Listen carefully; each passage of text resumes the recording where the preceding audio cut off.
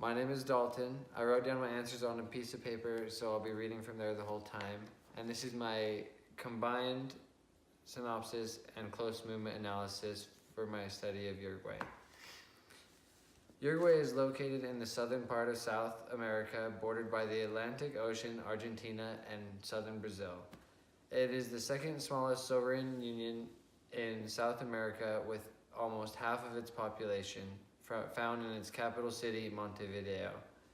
Uruguay's popular and folk dance culture is highly influenced by Europe, although the native language is Spanish with the unique flair from the Italian immigrants. Uruguay's neighboring country, Argentina, is incredibly similar to Uruguay. Uruguayans are known to be very, very proud of their heritage and show this by passing on stories and traditions. One of those traditions is through dance. There are three major dances performed in Uruguay, and one of those being the tango, each with a special meaning to Uruguay and its history. Uruguay has special beliefs, and they feel like they can perform that through spiritual dance. And one of those dances is called the padaya. And lastly, the candombe is a dance developed in Uruguay that comes from African slaves. This dance pays tribute to Uruguay's history and is a celebratory dance, and on special holidays, dance as an art form is paramount to Uruguay's culture.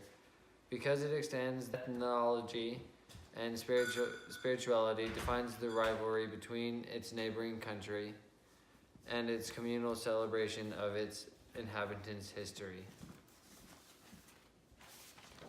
The Catholic Church has the majority in Uruguay. Only a small percentage attend a service regularly. Instead, one might be with family, passing down stories through dance and music. The padaya is a great example of this, and it is poetic musical form that was originated by the guacho. The guacho is known as a cowboy and is a national symbol to Uruguay. The hard work and hillsides of their country inspired in their form of music. Traditionally, their music is played by two musicians, or payadores. It is treated like a duel or competition between the two, going back and forth in a dance with lyrical creating and dialogue. This form of music inspired by traditional dance.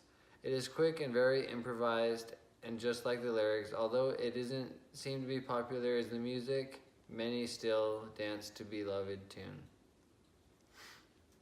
One of the greatest debates between Uruguay and Argentina is the tango. It was born in the land right between the two capitals, yet both claim its origination of the tango. Dawning at the end of the 19th century, the tango is the social dance performed by a couple. It can be performed by a duet or in the large group of pairs. The elements are characteristics associated with the tango is the embrace, the close and open, the walk outside of the leg parallel and cross. Improvisation, it is a very intimate dance where two dancers are close in proximity, moving simultaneously together in the space that they share. The very first composition of a tango was the La Camparista, written by Gerardo Matos of the famous tango. Now the tango has gained popularity worldwide. In Uruguay, you can see some of the city's dancers perform in the streets during a show or even at the dance hall. Let's dance. Phase A. Wrestling, cooking, shoes, music, football, geography, video games, weightlifting,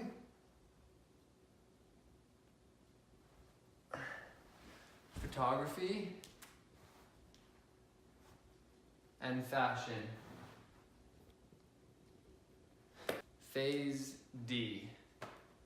Wrestling light, cooking, shoes with repetition, and music, and football with an explosion, and geography, shaky, and video games, and weightlifting, slow,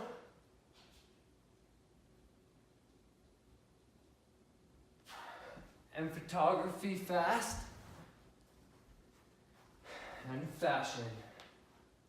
Again, I wrote down the answers to my prompt 1 and prompt number 3. Out of all 6 forms of dance we studied, the tango fulfills the social dance forms. And it fulfills the dance form specifically because there is an interpersonal connection existing between the partners in this dance. Per the definition of the function of social dances, the tango does enhance the control of interpersonal behavior according to the communal standards. These standards changed as the popularity of the tango grew. As for the characteristics, do the bodies of the 2 dancers almost always face each other? Yes. Special attention to how the dancers touch or do not touch? Yes. Movement breaks to keep the dancers in close contact when transitioning? Yes. And now the answers to prompt number 3. I grew up in a very sheltered community where the values and standards were enforced in all aspects. Chastity was an important part of this.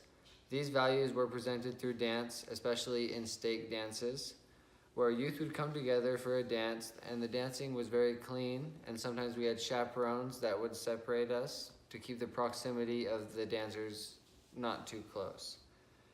And as I grew older, I would go to different parties and clubs that would have no rules except keep your clothes on. And I studied dance in Uruguay where closeness was valued, and the sultry nature of the dance was drastically different than the values of the community I grew up in. Thank you.